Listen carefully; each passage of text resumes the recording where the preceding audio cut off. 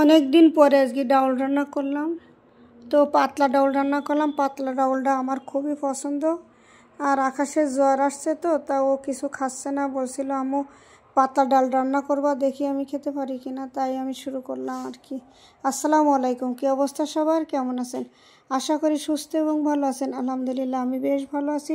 চলুন আবার রান্নাঘরে চলে যাই, দেখি কি রান্না করা যায়।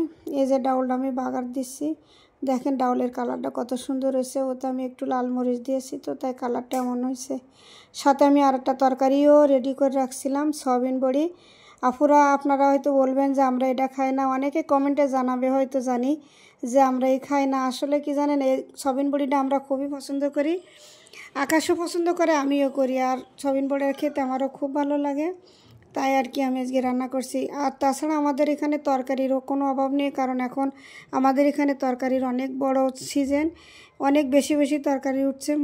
এই জন্য এগুলো রান্না করা হয় না, অনেক দিন খাওয়া হয়নি তো, তাই আজকে আমি ভাবলাম আজকে রান্না করি নতুন দুটা তরকারি। সবজি খেতে খেতে আসলে আর ভালো লাগছে না, আর কত খাবো বলেন, বাড়ির তরকারি তো আর খেতে পারছি না। আর তাছাড়া মাছ মাংস তো আছেই, প্রায় সময় তো দেখেন আমি মাছ মাংসই রান্না করি বেশি, কারণ মাছ মাংসটাই বেশি পছন্দ করে আকাশবাবু। আর জ্বর আসছে তো এখন আর কোনোটাই পছন্দ করছে না, তাই আজকে নতুন তরকারি রান্না করছি। এই তরকারিটা অনেকেই খায় না, অনেক জায়গায় দেখছি অনেকেই খায় না, কিন্তু আমরা আবার এটা পছন্দ করি, পছন্দনীয় তরকারি তো তাই রান্না করছি। মন খুলে রান্না করবো আজকে, অনেক মজা করে রান্না করব। সাথে আর একটা তরকারিও রান্না করব।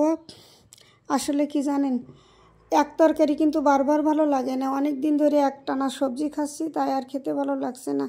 তরকারি বলতে করলা, বরবটি, ঝিঙ্গা, তারপরে কসুরমুখী, তারপরে আছে অনেক কিছু তরকারি, আর কি বলবো, বাড়ির তরকারি তো এগুলা প্রতিদিন খেয়ে খেয়ে আমরা আর পারছি না, তাই আজকে নতুন তরকারি রান্না করব।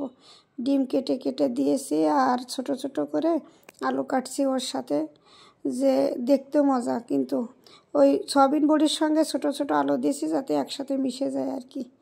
রান্নাটা প্রায় আমার কমপ্লিট। এই যে দেখতে দেখতে অনেক সুন্দর হয়েছে রান্না, দেখেন কালারটাও কিন্তু অনেক সুন্দর হয়েছে। ওতে কাঁচামরিচ আর শুকনো মরিচ দিয়েছি তো তাই একেবারে লাল হয়নি আর কি। এখন আমি মশলার গুঁড়া দিয়ে একটু ঢেকে রাখবো, তারপরে অনেক সুন্দর ঘ্রাণ বেরোবে। সাথে আর একটা তরকারিও আছে, এই যে ডাউল ডিম রান্না করছি। এই তরকারিটা এখন খাবো না, রাতের জন্য। তো তরকারিটা আসলে অনেক মজা হয়েছে। আর তাছাড়া কি জানেন, আমি রান্না করি তো আমি মজা বলি, কিন্তু আপনারা তো খান না, মনে করেন আপু রান্না করে আপু কি মজা বলে। আজকের মতো এখানে বিদায় নিলাম, সবাই ভালো থাকবেন, সুস্থ থাকবেন, আল্লাহ হাফেজ।